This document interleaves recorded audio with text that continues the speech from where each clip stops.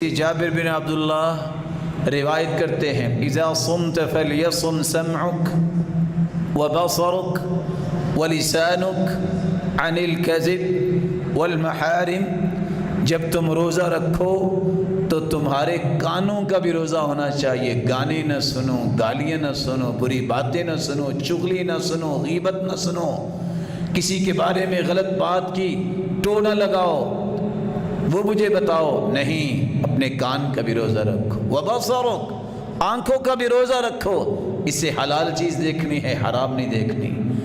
یہ مبارک مہینہ ہے، اپنے آپ کو اللہ کے حوالے کرنا ہے، اس موبائل سے جان چھڑاؤ۔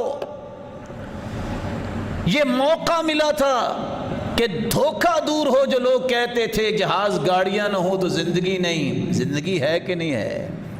دھوکہ دور ہوا کہ نہیں؟ جو کہتے تھے بڑے بڑے مال سے جا کے جب تک ہم کریڈٹ کارڈ سے 2-2 لاکھ کی شاپنگ نہیں کرتے تو ہم زندہ نہیں رہ سکتے، اللہ نے فرمایا اچار کھا کے بھی زندہ رہ سکتے ہیں۔ جو کہتے تھے لینڈ کروزر پہ سفر ہو سکتا ہے اور بڑی بڑی گاڑیوں پہ سفر ہو سکتا ہے، یہ نہ ہو تو مر جائیں گے، کوئی نہیں مرا۔ اللہ فرماتے ہیں پیدل بھی چلو گے، انسان چلتے رہے ہیں، یہ دھوکے تم نے اپنے اوپر سوار کیے ہوئے تھے۔ تم کہتے تھے کہ ہمارے پاس وقت ہی نہیں ہے نماز کا، اب اللہ نے کھلا وقت دے دیا، پڑھو نمازیں۔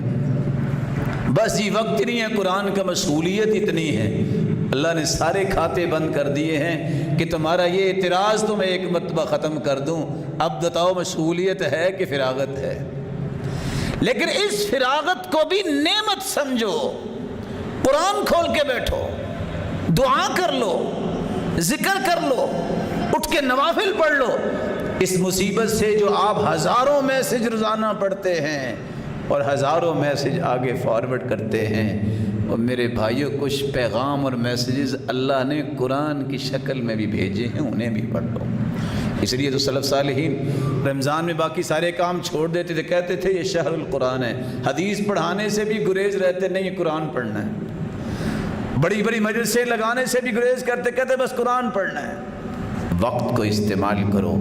رسول اللہ صلی اللہ علیہ وآلہ وسلم نے فرمایا کہ تم اپنی زبان کا بھی روزہ رکھو، اس سے اچھی بات کہو۔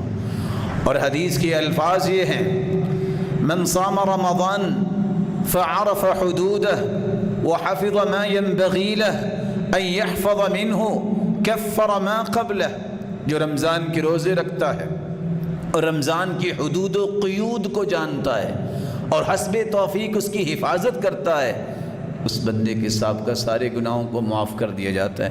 اگر آپ کوئی بھی کام نہ کریں، ایمان کو پختہ کرنے کے لیے اجر اور ثواب کی امید رکھتے ہوئے روزہ رکھیں، قرآن پڑھیں، صدقہ کریں، غیبت اور جھوٹ سے بچیں، رات کو تراویح پڑھیں، اس سے بڑا دنیا میں خوش نصیب ہے ہی کوئی نہیں۔